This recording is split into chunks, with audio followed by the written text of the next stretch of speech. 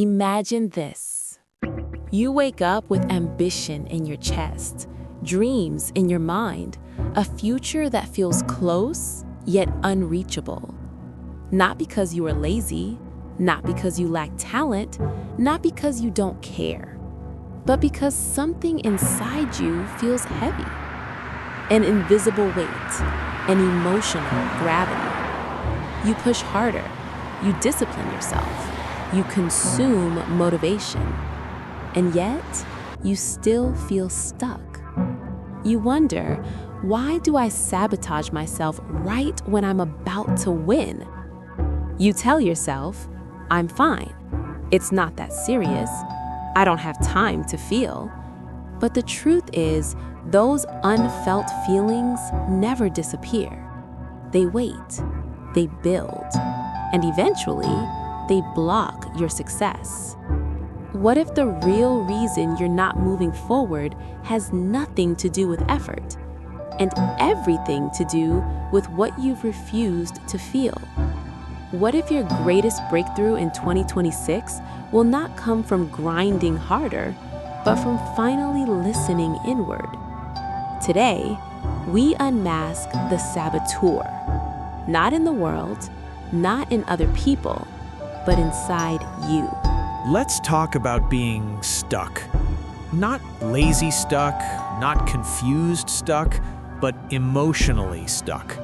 You work, you plan, you start, but nothing feels aligned. There's resistance without reason. This is not discipline failure. This is emotional debt. Every time you say, I'm fine, when you're hurt, it's not a big deal when you're disappointed. I'll deal with it later when you're overwhelmed. You borrow energy from your future self. And like financial debt, emotional debt charges interest. It shows up as low motivation, mental fog, chronic exhaustion, random self-doubt. Your mind keeps moving, but your soul is tired. You are not broken, you are overloaded. And until those feelings are processed, your ambition will always feel heavier than it should. Let's expose the patterns. You procrastinate not because you're lazy, but because starting reminds you of past failure. You lose motivation not because you don't care, but because success triggers fear of responsibility. You ghost opportunities not because you're careless, but because rejection once hurt more than you admitted. You quit projects right before momentum. You delay when things get serious. You distract yourself when things get quiet. This is not coincidence. This is emotional memory running your decisions. Fear of failure becomes avoidance. Resentment becomes disengagement. Shame becomes silence. Unprocessed emotions don't scream, they whisper, and they whisper into your behavior. Every time you sabotage a chance, you're not choosing failure, you're choosing familiarity, because pain you know feels safer than success you don't. Now, let's talk biology. When you suppress emotions, your brain activates stress circuits. Cortisol rises. The prefrontal cortex, your decision center, weakens. Your creativity drops. Your memory dulls. Your impulse control decreases. You are literally operating with a reduced brain. Suppression is not strength. It is cognitive tax. You burn energy holding feelings down instead of using that energy to build your future. Over time, this leads to poor decisions, emotional numbness, reduced confidence, short attention span. Not because you're incapable, but because you're emotionally overloaded. Your nervous system cannot sprint while carrying emotional weight. Now, we shift from awareness to action.